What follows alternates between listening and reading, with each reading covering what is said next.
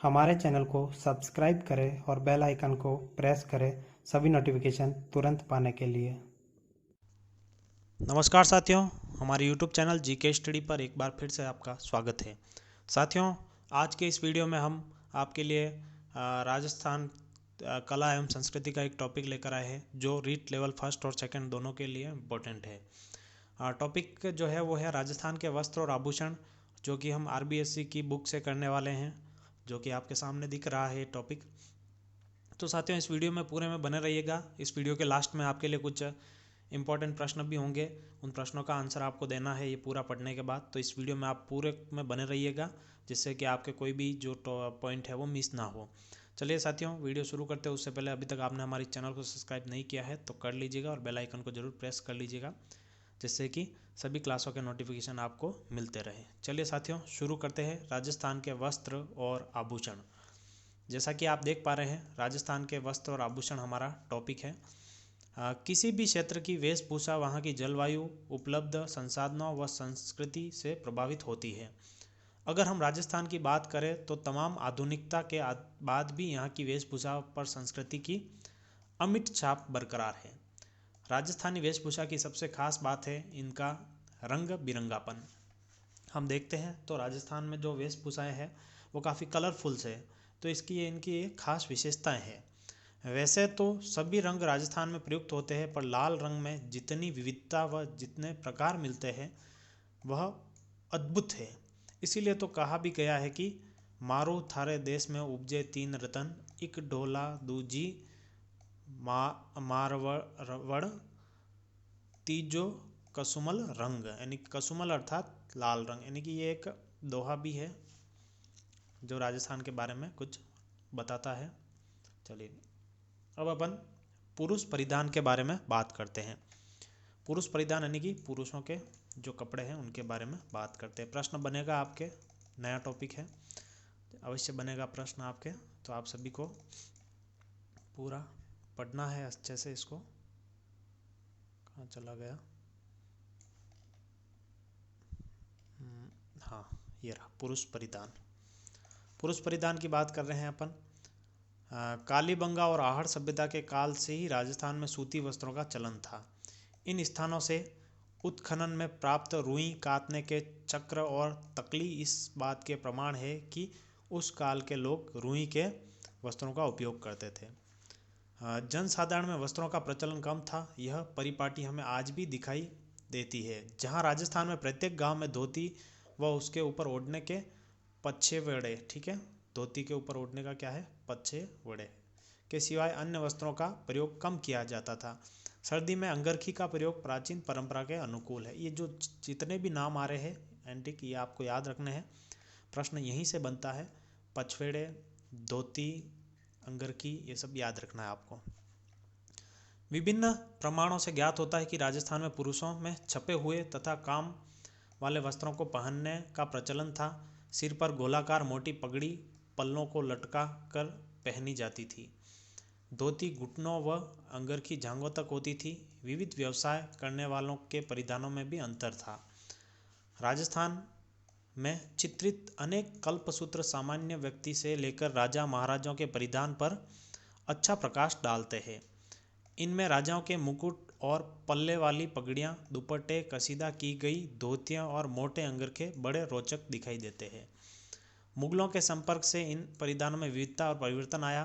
पगड़ियों में विभिन्न शैलियों की पगड़ियाँ जैसे अटपटी, अमरशाही, उदयशाही, खंजरशाही, शिवशाही, विजयशाही और शाहजहानी मुख्य है। अब प्रश्न आपके ऐसा आ जाएगा कि इनमें से कौन सा पगड़ी का प्रकार है या इनमें से कौन सा पगड़ी का प्रकार नहीं है, तो ये सब नाम याद रखने हैं। विविध पेशे के लोगों में पगड़ी के पेच और आकार में अंतर था। सुनार आंटे वाली पगड़ी तथा बंजारे मोटी पट्टेदार पगड़ी का प्रयोग करते थे। मौसम के अनुसार रंगीन पगड़ियाँ पहनने का रिवाज था। तो मौसम के अनुसार रंगीन पगड़ियाँ पहनने का रिवाज था, और सुनार जो है वो आटे वाली पगड़ी तथा बंजारे जो है वो मोटे पट्टेदार पगड़ी पहनते थे। फिर आगे देखते हैं। आगे अपन देखते हैं तो आगे देखते हैं। मौसम के अनुसार रंगीन पगड़ियाँ पहनने का रिवाज था। मोठने की पगड़ी विवाहोत्सवों पर, लहरिया श्रावण में, दशहरे पर मदिल तथा फूल पत्ती की छपाई वाली पगड़ी होली पर काम में लाते थे। ये प्रश्न यहाँ से भी बन सकता है कि विवाहोत्सव में किस प्रकार की पगड़ी काम में लेते थे, श्रावण में कौन सी, दशहरे पर कौन सी और होली पर कौन सी, ये प्रश्न यहाँ से भी बन सकता है। फिर पगड़ी को चमकीली बनाने के लिए तूरे, सरपेच, बालाबंदी, दुगदुगी, गोसपेच, पचेवड़ी, लटकन, फत्ते पेच आदि का प्रयोग होता था। उच्च वर्ग के लोग चीरा और फेंटा बांधते थे। ये सारी चीज़ें इंपॉर्टेंट है, पगड़ी से संबंधित है, ये याद रखिएगा आप। फिर वस्त्रों में पगड़ी का महत्वपूर्ण स्थान था। अपने गौरव की रक्षा के लिए आज भी राजस्थान में यह कहावत प्रचलित है कि पगड़ी की लाज रखना। इसका प्रयोग तेज धूप से सिर की रक्षा के साथ साथ व्यक्ति की सामाजिक स्थिति और धार्मिक भावना को व्यक्त करने के लिए भी किया जाता है। राजस्थान में पगड़ी द्वारा विवाह आदि उत्सव में सम्मान देने की प्रथा आज भी विद्यमान है। तो पगड़ी जो है वो राजस्थान के पुरुष वेश में जो है वो इम्पोर्टेंट रोल रखती है। फिर अंगरखी जो सामान्य जन का पहनावा था, समय के अनुसार परिवर्तित हुई और इसे विविध नामों से पुकारा जाने लगा। अंगरखी को विविध प्रकार तथा आकार में बनाया जाने लगा, जिन्हें तनसुक, दुतई, ठीक है, ये पगड़ी के नाम है, तनसुक, दुतई, और आगे देखते हैं क्या है, तनसुक, दुतई, इसके अलावा और क्या है आगे देखते हैं अपन, आगे देखते हैं। हाँ, तनसुक, दुतई, गाबा, गदर, मिर्जाई, डोड़ी, कानो, डगला आदि कहते हैं। ये सारे अंगरखी के नाम हैं। ध्यान रखिएगा, प्रश्न आएगा कि इनमें से कौन सा अंगरखी से संबंधित नहीं है या कौन सा अंगरखी से संबंधित है, तो आपको इसका जवाब पता होना चाहिए। फिर सर्दी के मौसम में इनमें रुई भरी जाती थी। शरद ऋतु में कंधों पर खेस, शॉल, पापड़ी डाल दिए जाते थे। ये सर्दी के वस्त्र है, ठीक है, पुरुषों के सर्दी के वस्त्र है ये। फिर अब पुरुष वेशभूषा के मामले में लगभग संपूर्ण भारत ने पश्चिमी वेशभूषा को अपना लिया है। पैंट, कमीज सर्व स्वीकृत परिधान बन गया है। फिर भी राजस्थान का बंद गला या जोधपुरी कोट अलग से अपना स्थान बनाए हुए है। जोधपुरी कोट है, ये सब अपन ने जो देखे वो राजस्थान में पुरुषों का परिधान था। काफ़ी इंपॉर्टेंट है, सारी चीज़ें आपको ध्यान रखनी है। अब स्त्री परिधान की बात करते हैं। जिस प्रकार पुरुष परिधानों ने अनेक प्रमाण उपलब्ध है, उसी प्रकार स्त्रियों के परिधानों के प्रमाण भी प्राप्त होते हैं। प्रारंभिक मध्यकाल में स्त्रियां एक विशेष प्रकार का अधो वस्त्र पहनती थी, जो अब राजस्थान में घाघरा नाम से प्रचलित है। पूर्व मध्यकाल तक स्त्रियों की वेशभूषा में अलंकरण, छपाई और कसीदे का काम भी प्रचलित हो गया था। राजस्थान की घुमक्कड़ जाति और आदिवासी स्त्रियों की वेशभूषा में यह परंपरा आज भी देखी जा सकती है। प्रारंभ में जो अधो वस्त्र कमर पे लपेटा जाता था, वही कालांतर में घाघरा और घेरेदार कलियों वाला घाघरा बना। इसका छोटा रूप लहंगा है। ऊपर पहने जाने वाले वस्त्रों में कुर्ती विशेष रूप से उल्लेखनीय है। आज भी मारवाड़ में इसका प्रचलन है। कुर्ती के नीचे कांचली अर्थात बाह वाली अंगियां पहनी जाती है। ये सारी चीज़ें इंपॉर्टेंट है, आपको ध्यान रखना है। महिला या स्त्री परिधान में ये सब चीज़ें इंपॉर्टेंट है। फिर आगे देखते हैं साड़ियों के विविध नाम प्रचलित थे। अब ये साड़ियों के नाम देख रहे हैं अपन, प्रश्न बनेगा यहाँ से भी कि साड़ियों कौन सा साड़ी का नाम है, कौन सा नहीं है। तो साड़ियों के विविध नाम प्रचलित थे, यथा चोल, निचोल, पट, दुकुल, अंशुक, वसन, चीर, पटोरी, चोरसो, ओढ़नी, चूंदड़ी, दोहरा वाली साड़ी आदि, ये सब जो है साड़ी के नाम है। फिर चूंदड़ी और लहरिया राजस्थान की प्रमुख साड़ी रही है, ठीक है, चूंदड़ी और लहरिया जो है राजस्थान की प्रमुख साड़ी है। फिर स्त्रियों के परिधानों के लिए कई प्रकार के कपड़े प्रचलित थे, जिन्होंने जामादानी, कीमखाब, टसर, चींट, मलमल, मखमल, परचा, मसरू, चीक, इलायची, महमूदी चीक, मीर ए बादला, नौरंग शाही, बहादुर शाही, फर्रुख शाही, चींट, बाफ्ता, मोमजामा, गंगाजली आदि नाम से जाना जाता। ये जो सब है वो प्रचलित कपड़े के नाम है, जो महिलाओं के लिए प्रचलित कपड़े थे उन सब के नाम है ये। फिर आगे ये राजस्थान के वस्त्र उद्योग की प्रमुख विशेषताएं। ये विशेषताएं तो वस्त्र उद्योग से संबंधित है। अपन यहाँ पर जो है वस्त्र एवं आभूषण के बारे में पढ़ रहे हैं, तो इस ये उद्योग की विशेषताएं जो है अपन उद्योग पढ़ेंगे, उस समय पढ़ेंगे। अभी अपन आगे चलते हैं। वस्त्र हो चुका, हमने पुरुषों का परिधान देख लिया, महिलाओं का परिधान देख लिया। अब अपन जो है वो आभूषण देखते हैं, आभूषण के बारे में देखते हैं आगे। ये सब जो है उद्योग से संबंधित है, ये अपन जब उद्योग पढ़ेंगे, कपड़ा उद्योग राजस्थान का, तब पढ़ेंगे ये सब। अभी अपन आभूषण की तरफ बढ़ते हैं।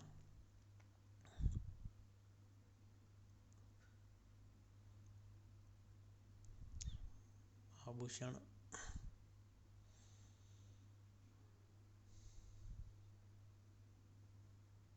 चलिए आभूषण आ चुका है। अब अपन आभूषण पढ़ते हैं। इम्पोर्टेंट है सारे, ध्यान रखिएगा आप, परीक्षा में प्रश्न बनेंगे। आभूषण, सुंदर दिखाई देना प्रत्येक मनुष्य की चाह है और राजस्थान के निवासी इसके अपवाद नहीं है। स्त्रियों में यह चाह कदाचित पुरुषों की तुलना में थोड़ी अधिक होती है। राजस्थान में प्राचीन काल से आभूषणों के प्रयोग के प्रमाण मिलते हैं। कालीबंगा और आहड़ सभ्यता में के काल में स्त्रियां मिट्टी और चमकदार पत्थरों के आभूषण धारण करती थी। कुछ शंकुकालीन मिट्टी के खिलौनों और फलकों से ज्ञात होता है कि स्त्रियां हाथों में चूड़ियां और कड़े, पैरों में खड़वे और गले में लटकन वाले हार पहनती थी। ये सोने, चांदी, मोती और रत्नों से निर्मित थे। निर्धन स्त्रियां कांसा, पीतल, तांबा, कौड़ी, सीप और मूंगे के गहनों से खुद को सजाती थी। हाथी दांत से निर्मित आभूषण भी प्रयुक्त किए जाते थे। विभिन्न प्रकार के आभूषण थे। निर्धन स्त्रियां जो है वो अफोर्ड नहीं कर पाती थी महंगे आभूषण, तो वो इस प्रकार के आभूषण पहनती थी और हाथी दांत के निर्मित आभूषण भी प्रयुक्त किए जाते थे। मध्यकाल तक आभूषणों की बनावट में काफ़ी परिवर्तन आए। तत्कालीन साहित्य और शिल्प में उसकी अनेक बानगियाँ देखी जा सकती है। ओसिया, नागदा, देलवाड़ा, कुंभलगढ़ आदि की मूर्तियों में कुंडल, हार, बाजूबंद, कंकण, नूपुर, मुद्रिका आदि के अनेक रूप और आकार प्रकार दृष्टिगत होते हैं। आभूषणों के ये प्रकार वर्तमान काल तक प्रचलित है। स्त्रियों द्वारा सिर पर बांधे जाने वाले गहने को बोरला, शिशुफल, रखड़ी और टिकड़ा कहा जाता है। कंठ में धारण किए जाने वाले आभूषण है थमड़ियों, थेडियो, आड़, मूठिया, जालरा, ठूसी। ये जो देख रहे हैं आप, इम्पोर्टेंट चीज़, मोस्ट इम्पोर्टेंट चीज़ें हैं ये, कि सर में पहनने वाले आभूषण कौन से हैं, हाथ में पहनने वाले, ये सारे यहाँ बताए हैं, तो अपन इनको देख रहे हैं। तो आप सभी इसको नोट भी करते रहिएगा, जिससे कि आपको वापस पढ़ो तब आसानी से मिल जाए। गले में और वक्ष पर धारण किए जाने वाले आभूषणों में तुलसी, बजटी, हालरो, हांसली, तिमड़िया, पोत, चंद्रहार, कंठमाला, हमेल, हांकर, मादलिया, चपकली, हंसार, सरी, कंठी आदि प्रमुख है। फिर कानों में पहने जाने वाले आभूषणों में कर्णफूल, पीपल पत्रा, फूल, झुमका, अंगूठा, जेला, लटकन, टोटी आदि, और हाथों में कड़ा, कंकण, मोकड़ी, लाख से निर्मित चूड़ी, कातरिया, कांच की चूड़ी, नौगरी, चांट, गजरा, जोखरू, चूड़ी प्रमुख है। अब यहाँ पर ये जो हमने पढ़ा है, ये काफ़ी इंपॉर्टेंट पार्ट है हमारी इस क्लास का। इसमें से प्रश्न ज़्यादातर बनते हैं कि कौन सा हाथ से पहनने वाला है, कौन सा हाथ में पहनने से संबंधित नहीं है, ऐसे प्रश्न बनते हैं, तो ध्यान रखिएगा इन सबको। फिर इसी प्रकार उंगलियों में बींटी, दामना, हथपान, उंगलियों में बींटी, दामना, हथपान, चड़ा तथा पाँव में कड़ा, लंगर, पायल, पायजेब, घुंघरू, नूपुर, झांझर, नेवरी आदि पहने जाते हैं। नाक में नथ, बेसर, बारी, भोंगली, कांटा, चूनी, चौंप, भंवरकड़ी आदि, और कमर में कंदोरा या करधनी पहने जाते हैं। दांतों में सोने के पत्थर की गोल बनाकर चढ़ाई जाती है, जिसे रखन कहते हैं। ठीक है, दांतों में सोने की जो गोल चढ़ाई जाती है दांतों पर, उसे रखन कहते हैं। किसी स्त्री द्वारा दांतों के बीच में सोने की कील जुड़वाना चूंप कहलाता है। क्या कहलाता है? चूंप।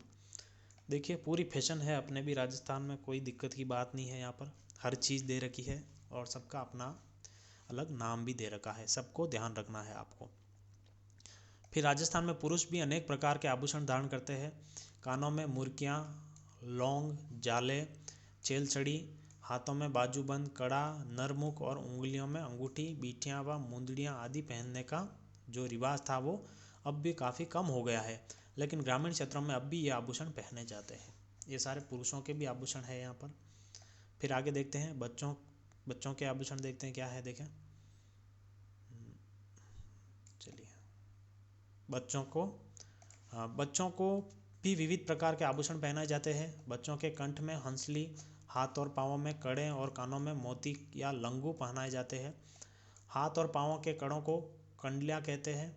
कंडलियाँ पाँवों में पहनाई जाने वाली पतली सांकली जिसमें घुंघरियाँ फांद दी जाती है, जांजरिया या जांजरिया कहलाती है। इसे पैंजनी भी कहते हैं। राती चींतरी में सोने का खेरा, मूंग का आखा और रतचंदन बांधकर तैयार किया गया बच्चों के गले या कंठ का श्रृंगार, जिससे रत्यावड़ी गांठ गुमड़े नहीं हो, नजरिया कहलाता है। ठीक है, गांठ गुमड़े नहीं हो इसके लिए कराया जाता है, इसको नजरिया कहलाता है।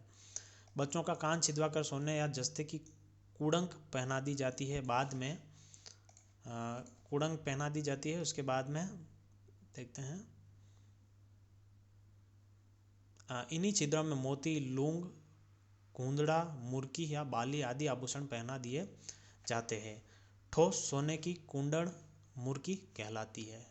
ठोस सोने की कुंडन जो होती है वो मुर्की कहलाती है। अब अपन ने जो कुछ पढ़े हैं वो कहाँ पर पहने जाते हैं, किस प्रकार के हैं, वो यहाँ पर चित्रों में दे रखा है। राखड़ी और बोर जो है वो सर के सबसे ऊपर पहना जाता है। फिर टीला और शिशुफल जो सर के आगे पहना जाता है।